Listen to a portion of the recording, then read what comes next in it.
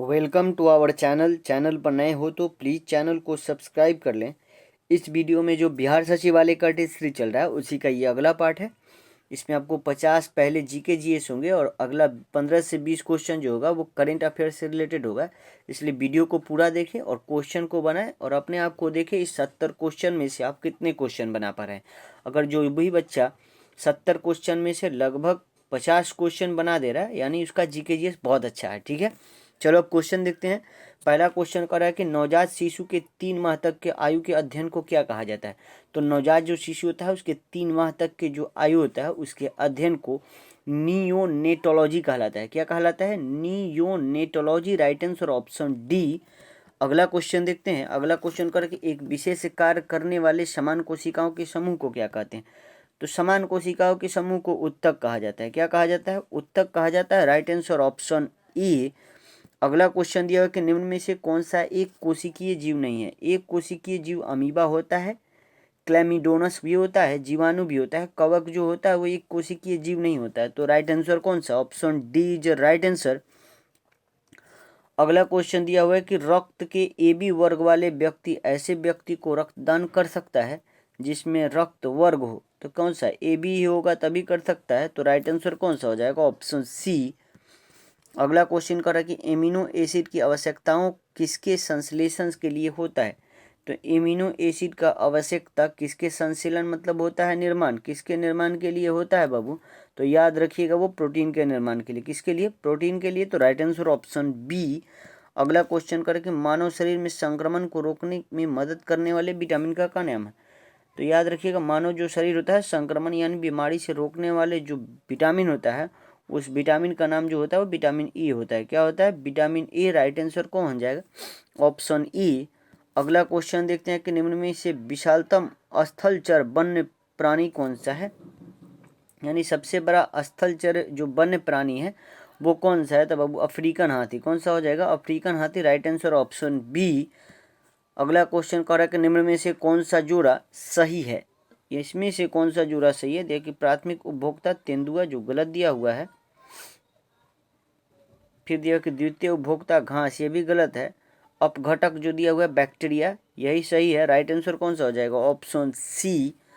अगला क्वेश्चन देखते हैं। अगला क्वेश्चन कर रहा है कि पुष्प में नर लैंगिक अंग कौन सा होता है। पुष्प जो फूल होता है उसमें जो नर होता है मेल, उसका लैंगिक अंग कौन सा होता है, इसी के बारे में बात करें तब पुंकेसर को कहा जाता है। किसको? पुंकेसर। Right answer option B. अगला क्वेश्चन कर रहा है कि निम्नलिखित तत्वों में कौन सा समुच्चय की संयोजकता एक समान है। क्या बात कर रहे हैं? संयोजकता एक समान बोल रहा है कि इनमें से कौन सा तत्वों का है, इसके बारे में है। तो याद रखिएगा दिया हुआ मैग्नीशियम, कैल्शियम, बेरिलियम। ये डी ऑप्शन। राइट आंसर कौन सा हो जाएगा? Option D. इन तीनों का संयोजकता एक समान है। तो राइट आंसर कौन सा? Option D. अगला क्वेश्चन देखते हैं कि कांच के निर्माण निम्नलिखित में से किसका प्रयोग कच्चे माल के रूप में नहीं किया जाता है। तो कांच के निर्माण में किसका प्रयोग कच्चे माल के रूप में नहीं किया जाता है पूछ रहा है। तो याद रखिएगा यहाँ दिया सोडा किया जाता है, बोरेक्स यानी सुहागा, जिप्सम की एल्यूमिना जो दिया हुआ है इसका निर्माण नहीं किया जाता है। राइट आंसर कौन सा हो जाएगा? Option B. अगला क्वेश्चन देखते हैं।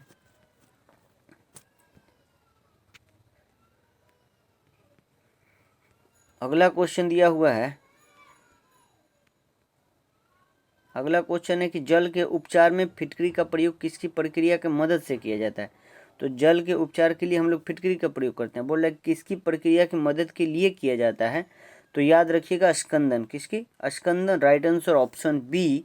अगला क्वेश्चन दिया हुआ है कि द्रव चलित मशीन किस सिद्धांत पर कार्य करता है।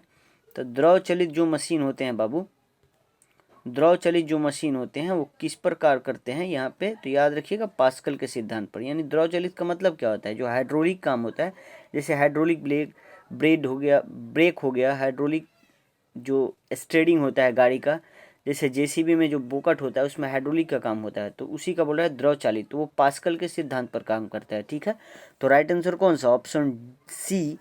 अगला क्वेश्चन कर रहा है कि एक कण समय के बराबर अवधि में एक वृत्ताकार पथ पर गिर्द बराबर दूरी तय करता है तो उसका एक समान है। क्या समान होगा? बोल रहा है कि एक कण है, एक कण समय के बराबर अवधि में एक वृत्ताकार पथ पर गिर्द बराबर दूरी तय करता है तो उसका एक समान चाल, तो एक समान चाल क्या होगा, उसका एक समान है क्या, चाल समान है। ठीक है, राइट आंसर कौन सा, ऑप्शन बी। अगला क्वेश्चन कर है कि निम्नलिखित सूक्ष्म जीवों को विचार करें। यहाँ पे जीव दिया हुआ है, उनके बारे में विचार करना है। फिर देखो में से कौन सा जीव जो है नाइट्रोजन स्थिरीकरण के लिए जिम्मेदार है। यहाँ पे जीव दिया हुआ है, बोला इसमें से कौन सा जीव जो है वो नाइट्रोजन के स्थिरीकरण के लिए जिम्मेदार है। तो दिया हुआ है बाबू यहाँ पे वायरस, वायरस तो नहीं होगा, जीवाणु ये हो जाएगा, कवक हो जाएगा। यानी 2 और 3 जो है यहाँ पे option B is right answer, जो नाइट्रोजन स्थिरीकरण का काम करते हैं। ठीक है, अगला क्वेश्चन देखते हैं कि ऊष्मीय मान को किस मात्रक द्वारा प्रदर्शित किया जाता है। किसका, ऊष्मीय मान को बाबू किस मात्रक द्वारा प्रदर्शित किया जाता है ये पूछ रहा है। तो याद रखिएगा किलो जूल पर केजी। ठीक है, राइट आंसर कौन सा हो जाएगा, ऑप्शन बी। अगला क्वेश्चन देखते हैं। अगला क्वेश्चन कह रहा है कि निम्नलिखित में से कौन सदा उस वस्तु की छोटी छवि बनाएगा जो उसके सामने रखी होगी। तो याद रखिएगा कौन होगा बाबू, तो हमेशा जो उत्तल दर्पण, कौन, उत्तल दर्पण, राइट आंसर ऑप्शन बी।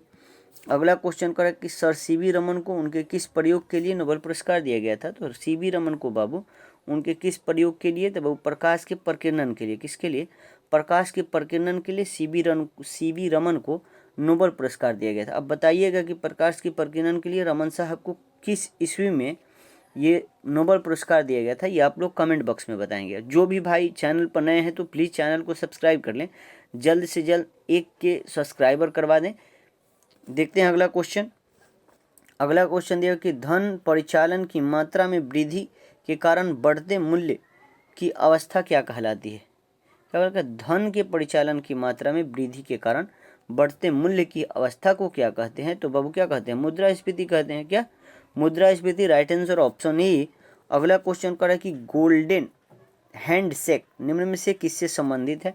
तो गोल्डन हैंडशेक जो है वो कर्मचारियों को स्वैच्छिक सेवानिवृत्ति। ठीक है, राइट आंसर कौन सा हो जाएगा, ऑप्शन सी हो जाएगा। जो कर्मचारी होते हैं वो अपने मन से जो सेवानिवृत्त हो जाएंगे उन्हीं को गोल्डन हैंडशेक कहा जाता है। ठीक है, अगला क्वेश्चन देखते हैं। अगला क्वेश्चन दिया कि किस सरकारी एजेंसी ने राज्य सांख्यिकी की एक पुस्तिका विकसित की। क्या बोल रहा है कि इसमें से कौन सा सरकारी एजेंसी है जो राज्य सांख्यिकी का एक पुस्तिका विकसित की है, इसी के बारे में है। तो याद रखिएगा कौन सा, नीति आयोग। ठीक है, NITI Aayog, right answer option सी। और नीति आयोग के उपाध्यक्ष कौन है और सीईओ कौन है, ये आप लोग कमेंट बॉक्स में बताएंगे। ठीक है, जरूर कमेंट करें। अगला क्वेश्चन देखते हैं कि वाणिज्य के किस पहलू से ब्लू एंड बियर संबंधित है। याद रखिएगा, बोल रहा है कि वाणिज्य के किस पहलू से बुल एंड बियर, ब्लू नहीं लिखा हुआ है, बुल एंड बियर संबंधित है। तो याद रखिएगा किससे संबंधित है बाबू, ये स्टॉक बाजार से। किससे है बाबू, स्टॉक बाजार से, राइट आंसर ऑप्शन सी। अगला क्वेश्चन है कि भारतीय अर्थव्यवस्था में कोर सेक्टर के अंतर्गत आते हैं। कोर सेक्टर जो होता है उसके अंतर्गत कौन कौन से आते हैं, ये इंडियन इकोनॉमी का बात कर रहे हैं। इंडियन इकोनॉमी में कोर सेक्टर कौन कौन से आते हैं इसके बारे में पूछ रहा है इस ऑप्शन में। तो याद रखिएगा कोयला भी आता है, सीमेंट आता है, पेट्रोलियम और स्टील, चारों आते हैं। तो राइट आंसर कौन सा हो जाएगा, ऑप्शन डी। अगला क्वेश्चन देखते हैं कि तेलुगु कृति अमुक्तमाल्यद के लेखक कौन है। तो अमुक्तमाल्यद के लेखक कौन है बाबू, तो कौन हो जाएंगे, केडीआर, कृष्ण देवराय जो है वो अमुक्तमाल्यद लिखे हुए हैं। ठीक है, ये तेलुगु कृति है। राइट आंसर कौन सा हो जाएगा, ऑप्शन बी। अगला क्वेश्चन है कि निम्नलिखित में से किस मुगल सम्राट ने स्वयं अपनी आत्मकथा लिखी है। तो कौन सा मुगल सम्राट था जो अपना आत्मकथा स्वयं लिखा है। तो याद रखिएगा बाबर और जहांगीर। ठीक है, राइट आंसर कौन सा, ऑप्शन बी। अगला क्वेश्चन देखते हैं कि निम्न में से कौन सा भारत आने वाला पहला अंग्रेजी जहाज था। कौन भारत आने वाला पहला अंग्रेजी जहाज था, इसके बारे में क्वेश्चन है। तो रेड ड्रैगन, कौन, रेड ड्रैगन एक जहाज था जो भारत आने वाला प्रथम अंग्रेजी जहाज था। ठीक है, राइट आंसर ऑप्शन सी। अगला क्वेश्चन है कि राणा रणजीत सिंह, राजा रणजीत सिंह को राजा की उपाधि किसने दिया था। तो राजा रणजीत सिंह को राजा की उपाधि किसने दिया था। तो कौन दिया था बाबू, कौन दिया था, यहाँ पे दिया हुआ जमान शाह दिया हुआ है। कौन, जमान शाह, जहांदार शाह दिया था। कौन, जहांदार शाह, राइट आंसर कौन सा हो जाएगा, ऑप्शन सी, जमान शाह लिख दिया हुआ है। ठीक है, अगला क्वेश्चन देखते हैं कि ब्रिटिशों ने पंजाब को निम्न में से किस वर्ष अपने राज्य में मिला लिया था। तो जो ब्रिटिश थे वो पंजाब को किस वर्ष मिलाए थे बाबू, तो 1856 में। कब, 1856, राइट आंसर ऑप्शन डी। अगला क्वेश्चन है कि भारत में अस्थायी स्वशासन का जनक किसे माना जाता है। तो भारत में अस्थायी स्वशासन का जनक बाबू किसको माना जाता है, तो रिपन को माना जाता है। किनको, लॉर्ड रिपन को माना जाता है। Right answer option D. बोला अहस्तक्षेप नीति का अर्थ क्या है, तो अहस्तक्षेप नीति का जो अर्थ है वो कुछ प्रतिबंधों को हट जाना। ठीक है, राइट आंसर कौन सा हो जाएगा, ऑप्शन सी। अगला क्वेश्चन है कि भारतीय संविधान के किस अनुच्छेद में विधि के समक्ष प्रक्रिया के सिद्धांत को शामिल किया गया है, यानी कौन से अनुच्छेद में विधि के समक्ष प्रक्रिया के सिद्धांत को लागू किया गया है, तो याद रखिएगा अनुच्छेद 21 में। किसमें, अनुच्छेद 21, राइट आंसर ऑप्शन सी। अगला क्वेश्चन देखते हैं कि भारतीय संविधान में पंचवर्षीय योजना को किस देश के संविधान से लिया गया है। जो संविधान है उसमें पंचवर्षीय योजना को किस देश के संविधान से लिया गया है, तो किस देश के संविधान से बाबू, तो रूस के संविधान से। Right answer option D. अगला क्वेश्चन देखते हैं,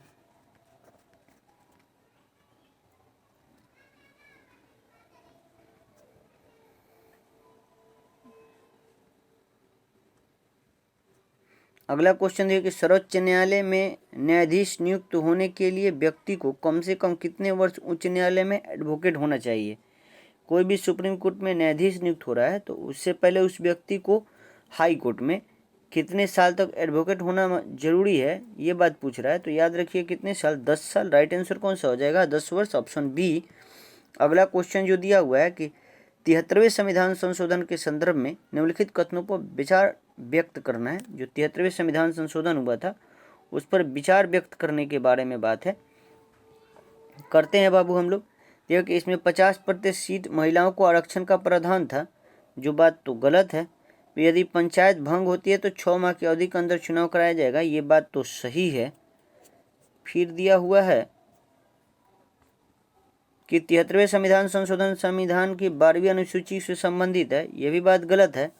बोला कि यह त्रिस्तरीय मॉडल व्यवस्था करता है, ये बात सही है। तो कौन सा, 2 और 4 सही है। इसमें ऑप्शन में कहाँ दिए हुए, तो option B is right answer, 2 और 4 सही है। ठीक है, अगला क्वेश्चन देखते हैं। अगला क्वेश्चन कर रहा है कि भारत में चलित न्यायालय मोबाइल कोर्ट की सूत्रपात किसने किया था। तो चलित न्यायालय, इसको मोबाइल कोर्ट बोल रहा है, इसका सूत्रपात किसने किया था, तो याद रखिएगा किसने किया था बाबू, तो APJ Abdul Kalam. Right answer कौन सा हो जाएगा, ऑप्शन सी। अगला क्वेश्चन देखते हैं कि स्वतंत्रता का अर्थ है, स्वतंत्रता का अर्थ क्या है, इसी के बारे में क्वेश्चन है। तो स्वतंत्रता का देखिए बाहरी प्रतिबंधों का अभाव होना, ये तो सही है। फिर बोल रहा है कि ऐसी स्थिति का होना जिसमें लोग अपनी प्रतिभा का विकास कर सके, ये दोनों बात सही है। फिर उपरोक्त कथन में से कौन सा सत्य है, तो 1 और 2 दोनों सही है। ठीक है, option C is right answer. अगला क्वेश्चन देखते हैं। अगला क्वेश्चन कर रहा है कि लोकसभा चुनाव का कोई प्रत्याशी अपनी जमानत खो देता है यदि उसे प्राप्त न हो। लोकसभा चुनाव का कोई भी प्रत्याशी अपनी जमानत खो देता है यदि उसे प्राप्त ना हो, यानी कितने वैध मत प्राप्त नहीं होंगे तब उसे जमानत खो देगा, तो वैध मतों का 1/6। ठीक है, राइट आंसर ऑप्शन डी। फिर देखो कि संविधान को एक पवित्र दस्तावेज किसने कहा था, तो संविधान को पवित्र दस्तावेज बाबू किसने कहा था, ये पूछ रहा है। तो ये कोई और नहीं, बाबा साहब अम्बेडकर। ठीक है, BR अम्बेडकर साहब ने कहा था, option A is right answer. अगला क्वेश्चन है कि आर्थिक नियोजन भारतीय संविधान की किस सूची में वर्णित है, तो आर्थिक नियोजन जो है वो भारत की समवर्ती सूची का विषय है। ठीक है, राइट आंसर ऑप्शन सी। अगला क्वेश्चन है कि भारतीय संविधान सभा में कुल कितनी महिला सदस्य थी, तो भारतीय संविधान सभा में जो महिला सदस्य थी बाबू, वो बाबू 15 थी। कितना थी, 15। राइट आंसर कौन सा हो जाएगा, ऑप्शन सी। अगला क्वेश्चन देखते हैं।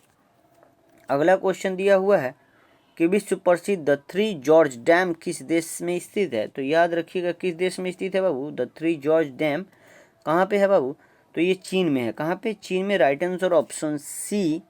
अगला क्वेश्चन है कि निम्नलिखित में से कौन सी झील एक लैगून रही है। लैगून झील नहीं बोल रहा है, अष्टमुडी तो है, चिल्का है, पुलिकट है। पेरियार जो है ये लैगून झील नहीं है और नहीं का बात कर रहा है, तो राइट आंसर कौन सा हो जाएगा, ऑप्शन सी। अगला क्वेश्चन कर रहा है कि शिवालिक श्रेणी की ऊंचाई कितनी है। शिवालिक जो है उसकी श्रेणी का ऊंचाई पूछ रहा है, तो ऊंचाई बाबू 1200 से 1600 मीटर, नहीं 1200 से 1600 मीटर नहीं होगा क्योंकि शिवालिक का बात कर रहा है। तो शिवालिक का जो ऊंचाई है बाबू वो हो जाएगा बाबू 850 से 1200 मीटर के आसपास। तो राइट आंसर कौन सा हो जाएगा, option A is right answer. ठीक है, ऑप्शन ए होगा यहाँ पे, क्योंकि शिवालिक का बात कर रहा है, इनकी श्रेणियों का ऊंचाई जो है 850 से 1200 मीटर के अंदर है। ठीक है, option A is right answer. अगला क्वेश्चन है कि निम्नलिखित में से कौन सी जनजाति दीपावली पर शोक के रूप में मनाती है? जो दिवाली होता है उस शोक के रूप में कौन सी जनजाति मनाती है? तो ये थारू। कौन? थारू जनजाति। Right answer option C. अगला क्वेश्चन है कि जापानी पर्वतारोही जुंको तबेई ने किस वर्ष पहली बार माउंट एवरेस्ट पर चढ़ाई की थी? तो याद रखिएगा जुंको तबेई ये जापान की है, पर्वतारोही है और बोल रहा है कि एवरेस्ट पर पहली बार कब चढ़ी थी? तो 1975 में। कब? 1975। Right answer option C. अगला क्वेश्चन है कि अरावली एवं विंध्य श्रृंखलाओं के मध्य कौन सा पठार स्थित है?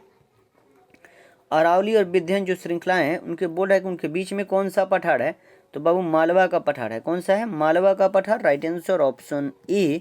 अगला क्वेश्चन है कि निम्न में से किस तट से भारत का औसतन समुद्र तल मापा जाता है? बहुत अच्छा क्वेश्चन है। किस तट से जो भारत का जो समुद्र तट है उसको मापा जाता है, इसी के बारे में क्वेश्चन है। तो बाबू कौन सा हो जाएगा बाबू? तो चेन्नई। ठीक है, राइट आंसर कौन सा? Option B. अगला क्वेश्चन देखते हैं। अगला क्वेश्चन कह रहा है कि निम्नलिखित में से कौन सा राज्य 7 बहनों राज्यों का भाग नहीं है? इसमें से बोल रहा है 7 सिस्टर जो राज्य हैं उसमें से बोल रहा है कौन सा भाग नहीं है? तो सिक्किम नहीं आता है। ठीक है, 7 सिस्टर में सिक्किम नहीं आता है और उधर के पूर्वोत्तर के जितने राज्य हैं 7 राज्य ही हैं वो सारे 7 सिस्टर में आते हैं, सिक्किम को छोड़कर। ठीक है, अगला क्वेश्चन है कि निम्नलिखित में यानी भारत में निम्न में से कौन सी पर्वत श्रेणी केवल एक ही राज्य में फैली हुई है? भारत में कौन सा एक पर्वत श्रेणी है जो केवल एक राज्य में है? तो याद रखिएगा अजंता। अजंता जो है एक ही राज्य में है और किस राज्य में है ये आप लोग कमेंट बॉक्स में बताएं। अगला क्वेश्चन देखते हैं कि निम्नलिखित में से कौन सा सही नहीं है, इसके बारे में है। ऑस्कर 1929 सही है, कलिंग पुरस्कार 1951 जो यही हमको गलत लग रहा है। तो राइट आंसर कौन सा हो जाएगा? Option B. अब यहाँ से करेंट अफेयर्स है। अब देखते हैं हम लोग करेंट अफेयर्स दिया कि भारत वन स्थिति रिपोर्ट 2021 के अनुसार देश में मैंग्रोव वन का कुल भौगोलिक क्षेत्र का कितना प्रतिशत है? तो मैंग्रोव वन बहुत कम है बोल रहा है। तो भारत का जो भौगोलिक क्षेत्र है उसके प्रतिशत से पूछ रहा है। तो ये बाबू 0.15%। कितना? 0.15%। अगला क्वेश्चन है कि महिलाओं की सुरक्षा हेतु अभय परियोजना। कौन? अभय परियोजना की शुरुआत बाबू दिल्ली पुलिस की है। कौन? दिल्ली पुलिस अभय परियोजना। अगला क्वेश्चन है कि 18 से 20 दिसंबर के मध्य तीसरी भारत मध्य एशिया वार्ता का आयोजन कहाँ किया गया था? तो बाबू नई दिल्ली में। कहाँ किया गया था? नई दिल्ली में। अगला क्वेश्चन देखते हैं कि 14 दिसंबर को राष्ट्रीय ऊर्जा संरक्षण दिवस पर किस राज्य को राष्ट्रीय ऊर्जा संरक्षण पुरस्कार प्रदान किया गया है? यहाँ पे राज्य पूछ रहा है तो कौन से राज्य को बाबू? तो राजस्थान को। Right answer option C. अगला क्वेश्चन है कि BWF विश्व चैंपियनशिप 2021 में भारत के किस बैडमिंटन खिलाड़ी ने सिल्वर पदक जीता है यानी रजत पदक जीता है? किस में? BWF विश्व चैंपियनशिप का बात कर रहा है। तो कौन जीता है बाबू? तो किदाम्बनी श्रीकांत ने। कौन? किदाम्बनी श्रीकांत जो है वो सिल्वर मेडल जीते हैं। Right answer option A. अगला क्वेश्चन देखते हैं। अगला क्वेश्चन कर रहा है कि किसानों के अनाजों को हवाई मार्ग से एक स्थान से दूसरे स्थान ले जाने के उद्देश्य से कृषि उड़ान 2 योजना का क्रियान्वयन किस प्लेटफॉर्म द्वारा किया गया था? तो याद रखिएगा जो किसानों का अनाज होता है उसको हवाई मार्ग से एक जगह से दूसरे जगह ले जाने के लिए एक प्लेटफॉर्म जो चालू किया गया वो ई कुशल हो जाएगा। कौन सा? ई कुशल। Right answer option E. अगला क्वेश्चन दिया है कि हाल ही में किस राज्य सरकार ने भगवान कृष्ण की जगन्नाथ रथ यात्रा को वार्षिक राज्य उत्सव घोषित किया है? तो याद रखिएगा भगवान कृष्ण की जगन्नाथ रथ यात्रा को वार्षिक राज्य उत्सव पंजाब। कौन? पंजाब। राइट आंसर कौन सा? Option D. अगला क्वेश्चन देखते हैं। अगला क्वेश्चन कह रहा है कि हाल ही में किस देश को 1 वर्ष के लिए संघाई सहयोग संगठन का क्षेत्रीय आतंकवाद विरोधी संरचना का अध्यक्ष बनाया गया है? तो किसको बनाया गया है बाबू? तो भारत को। किनको? भारत को। Right answer option C. अगला क्वेश्चन है कि नवंबर 2021 में किस राज्य सरकार द्वारा उड़ान योजना की शुरुआत किया गया है? तो उड़ान योजना की शुरुआत वो है ये राजस्थान द्वारा। किनके द्वारा? राजस्थान के द्वारा। Right answer option A. अगला क्वेश्चन है कि केंद्रीय बजट 2022-23 कितनी राशि के परिव्यय से raising and accelerating MSME performance programme को शुरू किया गया है? यहाँ पैसा पूछ रहा है कितनी राशि से चालू किया गया है? तो कितना राशि से किया गया है बाबू? ये किया गया आपको 6000 करोड़ से। किसके? 6000 करोड़ रुपया। Right answer option C. अगला क्वेश्चन है कि हाल ही में भारत ने किस देश के साथ डिजिटल मीडिया के क्षेत्र में सहयोग हेतु समझौता किया है? तो डिजिटल मीडिया के क्षेत्र में सहयोग हेतु वियतनाम के साथ। किसके साथ? वियतनाम के साथ। अगला क्वेश्चन है कि अमेरिकी राष्ट्रपति जो बाइडेन ने भारतीय मूल के किस व्यक्ति को व्हाइट हाउस कार्यालय में प्रमुख के रूप में नियुक्त किया है? तो व्हाइट हाउस कार्यालय के रूप में किनको जो बाइडेन ने नियुक्त किया है, इसके बारे में बात कर रहा है। तो गौतम राघवन को, किनको? गौतम राघवन को किया है। अगला क्वेश्चन देखते हैं। अगला क्वेश्चन दिया हुआ है कि हाल ही में किस भारतीय महिला पैरा ओलंपिक खिलाड़ी 2021 पैरा ओलंपिक स्पोर्ट्स अवार्ड में सर्वश्रेष्ठ महिला पदार्पण पुरस्कार जीता है? तो कौन जीता है बाबू? अवनी लेखरा। कौन? Avani Lekhara. Right answer option B. ये राजस्थान से हैं और शूटिंग करती हैं, ठीक है। अगला क्वेश्चन देखते हैं कि हाल ही में किस भारतीय क्रिकेटर ने सभी पर रूप से संन्यास लेने की घोषणा किया है? इसमें से बोल रहा है, तो कौन सा हो जाएगा बाबू? इसमें हरभजन सिंह जो है वो सभी पर रूप से संन्यास ले लिए हैं, ठीक है। Right answer option B. अगला क्वेश्चन है कि निम्नलिखित में से किस महारत्न कंपनी को प्रतिष्ठित गोल्डन पीकॉक पर्यावरण प्रबंधन पुरस्कार 2021 दिया गया? तो गोल्डन पीकॉक पर्यावरण प्रबंधन पुरस्कार सेल को दिया गया। किसको? सेल को। Right answer option B. अगला क्वेश्चन दिया है कि हाल ही में संसद की केंद्रीय जांच ब्यूरो सीबीआई और प्रवर्तन निदेशालय ईडी के निदेशक के कार्यकाल को अधिकतम कितने साल तक बढ़ाने के लिए विधेयक पारित किया गया है? तो याद रखिएगा, सीबीआई और ईडी के जो निदेशक होते हैं उनके कार्यकाल को अधिकतम कितना? तो 5 वर्ष तक बढ़ाने के लिए एक विधेयक पारित किया गया था, ठीक है। Right answer option A. अगला क्वेश्चन है कि भारत वन स्थिति रिपोर्ट 2021 के अनुसार किस राज्य में वनावरण में सर्वाधिक वृद्धि हुआ है? तो जो भारत में वन स्थिति रिपोर्ट जो 2021 आया था, उस हिसाब से सबसे ज़्यादा बोलेगा कि वनावरण में सबसे ज़्यादा वृद्धि जो किया है वो आंध्र प्रदेश किया है। कौन? आंध्र प्रदेश। आज के लिए इतना ही, मिलते हैं हम आपको अगले वीडियो में। जय हिंद, जय भारत।